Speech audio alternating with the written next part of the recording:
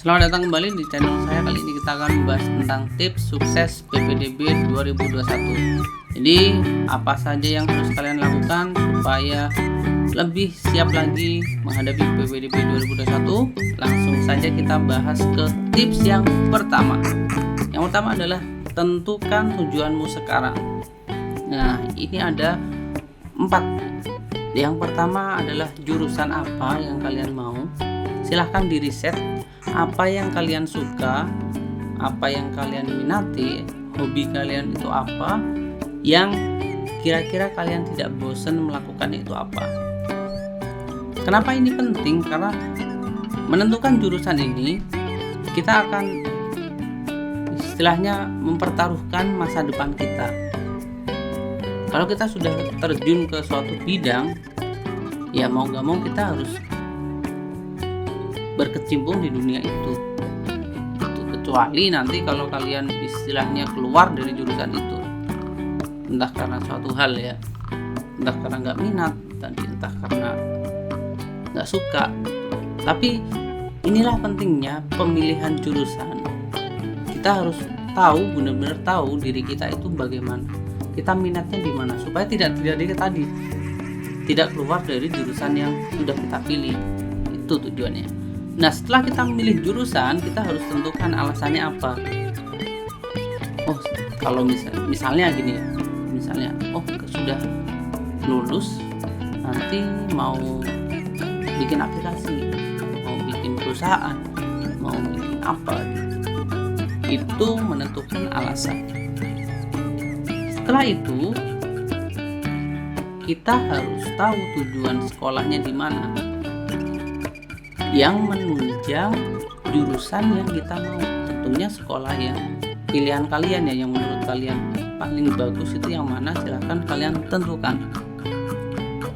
Nah, setelah 3 ini selesai, kita sudah memilih jurusan apa, alasannya apa, sekolahnya di mana, kita pilih jalurnya apa. Tentunya untuk memilih jalur kalian harus tahu informasi PPDB.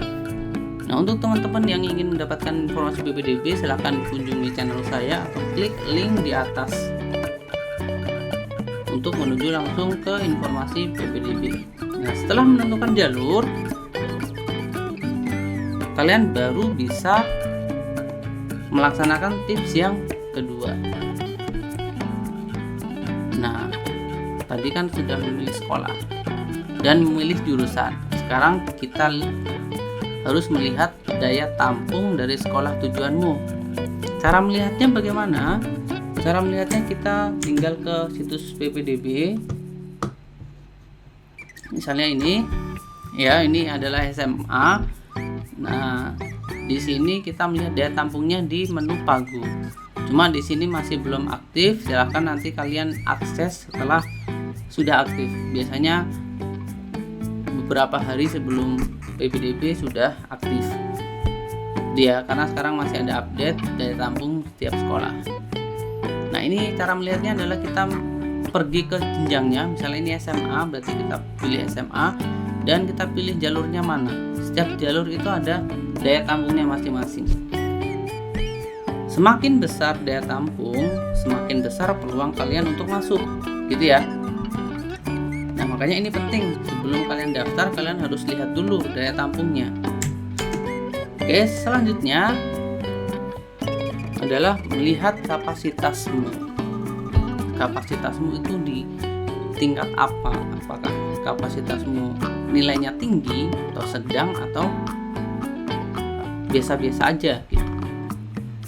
Kalau misalnya tinggi, berarti peluangmu untuk masuk di jalur prestasi itu tinggi. Jadi kalian harus sesuaikan itu. Kalau tinggi berarti masuk aja di jalur prestasi. Nanti akan lebih mudah gitu. Tapi kalau misalnya biasa-biasa aja, kalian harus menentukan alternatifnya. Kalau misalnya nggak masuk di jalur ini, masuk jalur mana yang sesuai dengan kualifikasinya. Misalnya di SMK ada jalur prestasi dan afirmasi, dan satunya jalur perpindahan orang tua dan anak sulung. Kalian bisa mengambil alternatif yang mana? Silahkan itu diukur oleh kita sendiri. Selanjutnya adalah proses daftar. Ini yang paling penting. Nah, di proses daftar ini ada beberapa langkah, ada 3 langkah ya. Yang pertama itu pantau. Pantau ini fungsinya apa? Pantau yang pertama ini kita melihat hasil seleksinya terlebih dahulu. Sekarang posisi seleksinya ada di mana? Nilai terendahnya ada di angka berapa? Nilai tertingginya ada di angka berapa? Kalau misalnya zonasi, jarak yang terdekat berapa, yang terjauh berapa? Nah, dari situ kita bisa mengukur kemampuan kita. Oh, saya nilainya segini. Kalau misalnya masuk, nanti saya di urutan berapa, saya udah tahu. Dengan begitu, kamu tahu peluang mana yang lebih besar yang akan kamu daftarkan. Gitu. Dengan melakukan pantau ini, kalian bisa lebih berpeluang lagi untuk diterima karena kalian sudah tahu hasilnya sekarang bagaimana. Gitu. Nah, setelah proses daftar, kalian pantau lagi. Fungsinya apa? Ini fungsinya supaya kita tahu pengumumannya.